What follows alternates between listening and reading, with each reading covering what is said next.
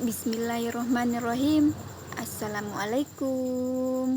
Perkenalkan, nama saya Nur Hadianingsi, program studi akuntansi Fakultas Ekonomi dan Bisnis Universitas Muhammadiyah Makassar. Membahas mengenai treatment audit kinerja sektor publik dan pajak daerah bea perolehan hak atas tanah dan bangunan atau BPHTB. Mata kuliah auditing, di mana akan membahas definisi mengenai auditing dan treatment. Apa sih definisi auditing? Pengen tahu? Nah, sekarang mari kita perhatikan, mari kita simak. Auditing adalah suatu proses yang sistematis untuk memperoleh dan menilai bukti-bukti secara objektif yang berkaitan dengan asersi-asersi tentang tindakan-tindakan dan kejadian-kejadian ekonomi untuk menentukan tingkat kesesuaian antara asersi-asersi tersebut dengan kriteria yang telah ditetapkan dan mengkomunikasikan hasilnya kepada pihak-pihak yang berkepentingan. Selanjutnya, kita akan membahas juga apa sih definisi audit kinerja. Audit kinerja adalah audit yang dilakukan secara objektif dan sistematis terhadap berbagai bukti untuk menilai kinerja entitas yang diaudit dalam hal ekonomi, efisiensi, dan efektivitas. Treatment audit kinerja sektor publik ada 4 tahap, di mana tahap pertama yaitu tahap pengenalan dan perencanaan. Pada tahap pengenalan dilakukan survei, pendahuluan dan review, serta pengendalian manajemen yang bertujuan untuk menghasilkan rencana penelitian yang detail yang dapat membantu auditor dalam mengukur kinerja dan mengembangkan temuan berdasarkan perbandingan antara kinerja dan kriteria yang telah ditetapkan sebelumnya. Tahap kedua yaitu tahap audit, di mana tahap audit terbagi atas 3 bagian. Yang pertama, telah hasil-hasil program program result review akan membantu auditor untuk mengetahui apakah entitas telah melakukan sesuatu yang benar. Bagian kedua yaitu telah ekonomi dan efisiensi. Ekonomi and efficiency review akan mengarahkan auditor untuk mengetahui apakah entitas telah melakukan sesuatu yang benar secara ekonomis dan efisien. Yang ketiga yaitu telaah kepatuhan. Complete review akan membantu auditor untuk menentukan apakah entitas telah melakukan segala sesuatu dengan cara-cara yang benar sesuai dengan peraturan dan hukum yang berlaku. Tahap ketiga yaitu tahap pelaporan. Pada tahap pelaporan merupakan tahap yang harus dilaksanakan karena adanya tuntutan yang tinggi dari masyarakat atas pengelolaan sumber daya publik. Hal tersebut menjadi alasan utama untuk penyampaian hasil-hasil pekerjaan audit dapat dilakukan secara formal dalam bentuk laporan tertulis kepada lembaga legislatif maupun secara informal melalui diskusi dengan pihak manajemen.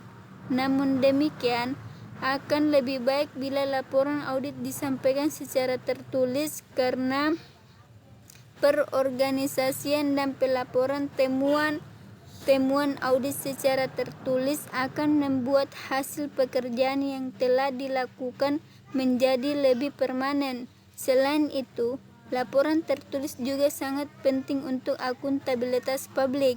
Laporan tertulis merupakan ukuran yang nyata atas nilai sebuah pemeriksaan yang dilakukan oleh auditor. Laporan yang disajikan oleh auditor merupakan kriteria yang penting bagi kesuksesan atau kegagalan pekerjaan.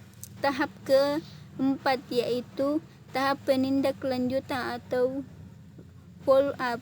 Pada tahap yang terakhir adalah tahap penindaklanjutan, di mana tahap ini didesain untuk memastikan atau memberikan pendapat apakah rekomendasi yang diusulkan oleh auditor sudah diimplementasikan. Prosedur penindaklanjutan dimulai dengan tahap perencanaan melalui pertemuan dengan pihak manajemen untuk mengetahui permasalahan yang dihadapi organisasi dalam mengimplementasikan rekomendasi auditor. Auditor mengumpulkan data-data yang ada dan melakukan analisis terhadap data-data tersebut untuk kemudian disusun dalam sebuah laporan. Mengetahui sekaligus memahami audit kinerja yang dilaksanakan sesuai dengan tahap-tahapan.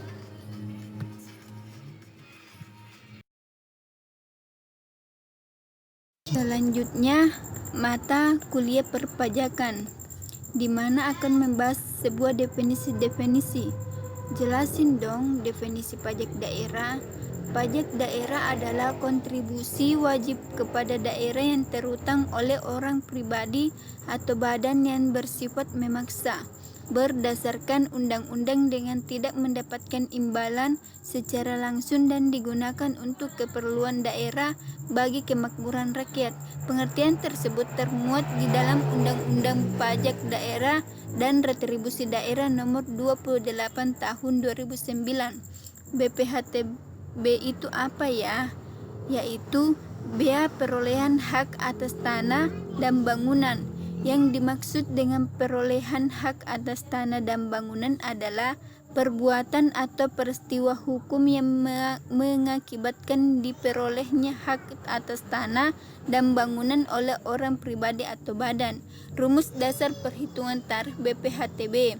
Tarif pajak 5% dikali dasar pengenaan pajak atau NPOP dikurang NPOP PTKP.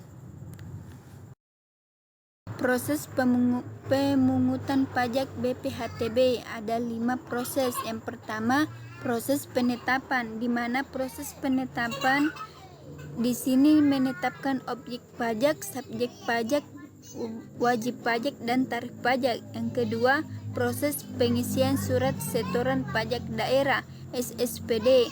Dalam proses ini dapat melalui pejabat pembuat akta tanah atau notaris dan dapat juga melalui kantor yang membidangi lelang negara atau kepala kantor yang membidangi pertanahan.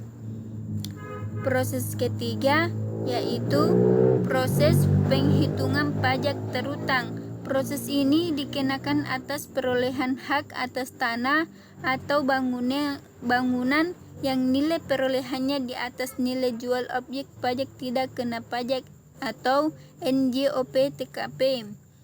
Yang keempat, proses penelitian atau verifikasi SSPD, meneliti kebenaran pengisian SSPD. Dan yang terakhir yaitu proses pembayaran, di mana proses ini dapat dilakukan melalui bank yang dituju atau bendahara penerimaan instansi.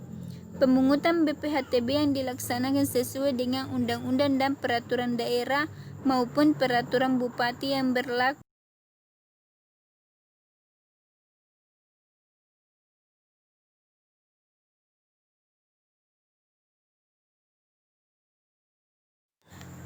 Sampel kasus dari pajak BPHTB. Budi membeli tanah seharga 200 juta di salah satu daerah. Maka perhitungan tarif BPHTB-nya adalah di mana NPOP senilai 200 juta, NPOP TKP senilai 80 juta. Penyelesaiannya yaitu 5% dikali dengan 200 juta dikurang dengan 80 juta.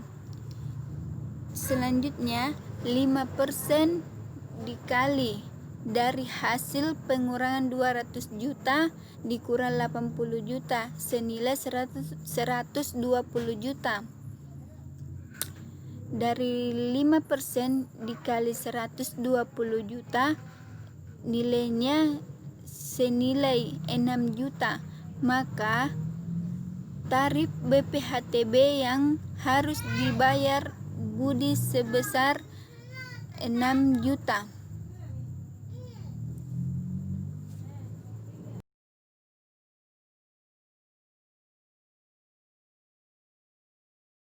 Jadi saya ucapkan alhamdulillah, semoga video ini bermanfaat.